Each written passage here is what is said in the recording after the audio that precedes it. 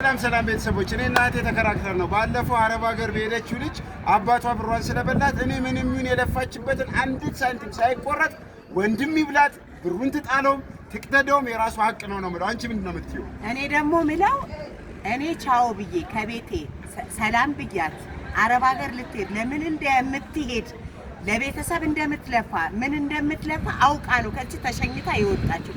ማንም ሴት አረብ ሀገር ሰርቶ ለቤተሰቡ ነው የሚያደርገው። ችግር የለውም። ዛሬ አደባባይ ወጥቷል አባትዮ። ነገ ከነገ ወዲያ ግን እቺ ልጅ ለብቻዋን ቁጭ ስትል ብዙ ነገር ያሳስባል። አሁን አባትዮ ይዘው ይሄን ነገር ቤት ሰርቶ ባይቀመጡ ኖሮ ይሄ ብር አልቆ ነበር።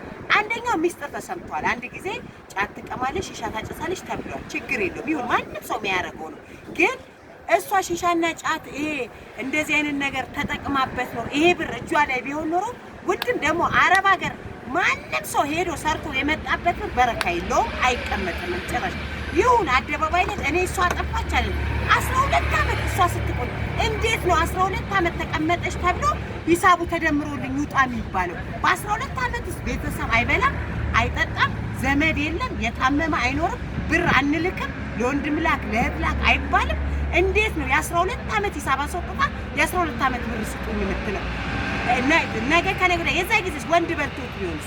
ከዛ በኋላ አግብታለች። ይሄብሽ እኔንም ስሚኛ ምንም ይብለው ሴቷ ለፋች፣ እድሜዋን ጨረሰች፣ ጊዜዋን ጨረሰች፣ ማንም እንደፈለገ አዘዛት። እሷ እኮ ለእናት ለአባቷ ትልካለች። ይሄ ብር ግን መታ ነው መሬቱን የገዛችው። ገባሽ? ስለዚህ ልጅቷ የለፋችበት የሰውን አይን ያየችበት ሐቋ ሊሰጣት ይገባል። በፍጹም አረብ ሀገር ያሉ ሴቶች እኛ ወልደን ተወልዳ አሳድገዋት ምን ብለዋታል አባትዮ? እነሱ ስጡኝ አባዬ እንደዚህ ብላ በሰላም ጠይቃቸው ማለት ነው።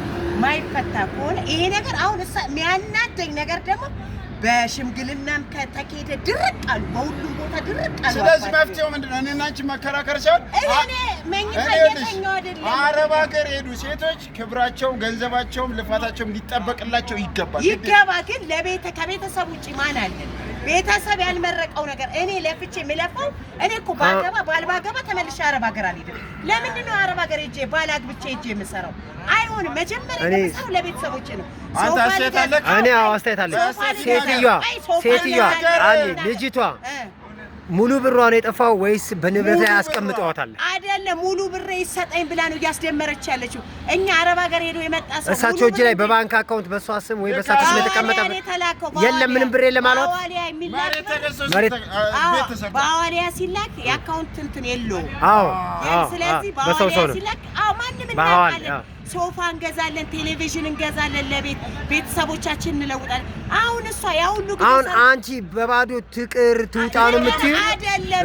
እስቲ አንቺ መጨረሻ እኔ አሁን አስተያየቴ ምንድነው? አባትዮ ካዘኑላት እኔ እኮ የተናደድኩት ሚዲያ ላይ መውጣቱ ነው። ለምን መሰለሽ? እሺ እሱ እንዳለ ሆኖ አባትዮ አይምሯቸው ተነክቶ ልጄ አይምሮሽ እንዳይነካ እንደዚህ ብሎ አስበው ከሰጧት ይስጧት፣ ካልሰጧትም ደግሞ ነገ ከነገ ወዲያ የወንድሞቿም የሷም የአባቷም ንብረት ነው። ችግር የለም። ደግሞ አንድ ነገር እሺ፣ እዚህ ጋር አፍበይ አይደለም ጀሚላ አውቀው ነው እሷ ስላናደደ። እሺ፣ እሱን እንቁብና እኔ ደግሞ እሺ፣ አሁን ልጅቷ በባዶ ትቅር አንልም።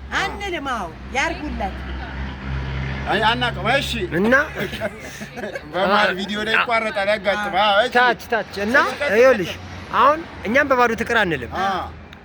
ንብረት ምንም በስሟ የተቀመጠ ንብረትም የለም፣ ምንም ብርም የለም። ታዲያ 12 አመት ሙሉ ሰው ሀገር ለፍታ የመጣች ልጅ ዜሮ ስትባል አንቺ በሷ ጫማ ውስጥ ሆነሽ ይኸው አረብ ሀገር ሄደሽ ምን መሰለህ አሁን ይኸውልህ 12 አመት እሷ ቆየች። 12 አመት ስትቆይ ቤተሰቦቿ ያው ይደዋወላሉ፣ ይገናኛሉ። እቺ ልጅ አላገባችም። እስካላገባች ድረስ ለማን ነው የሚባለው? ለማን ነው የሚሰራው ነው መጀመሪያ። በቃ እናመሰግናለን። ለማንኛውም አስተያየታችሁን ሁሉም ሰው መናገር ይችላል አይደለም? ይኸውልህ 12 አመት ሰራች የሚለው እኮ ለውጥ ለማድረግ ነው። ችግር እኮ የለውም። ተደምሮ አንቺ ለአባቷ ነው የፈለገው ይውሰዱ ነው የምትይው? አላልኩም። ለእሷ የሚሰጣት እኔ ለአባቷ ግን አደባባይ ላይ ለምን ወጣ ይሄ ሚስጥር? አደባባይ ላይ አልሰጥሽምም ካሏትም ገና ወጣት ናት፣ የምታምር ልጅ ናት፣ ገና ናት፣ መስራት ትችላለች። ወታ ሰርታ ድጋሚ ማምጣት ትችላለች። ለምን በቃ አሁንልሽ እኛ የቻልነውን አውርተናል። ቤተሰቦች ደግሞ የፈለጉትን ይላሉ ይበሉ። አሁንም አረብ ሀገር የሄዱ ሴቶች ስሚኝ፣ አንዲትም ነገራቸው ሊነካ አይገባም። ለቤተሰብ እኮ ይልካሉ፣ ግን ምናቸውም እንዲጎዳ አንፈልግም። አንቺም አትፈልጊም። ማንም አረብ ሀገር ሄዶ የመጣ ሰው ወላሂ ላዚ በረካ የለውም። ብሩ 1 ሚሊዮን አይደለም 20 ሚሊዮን ብር እቺ ልጅ ብትሰራ መጥቶ ይጠፋል። ምንም አይጠቅም።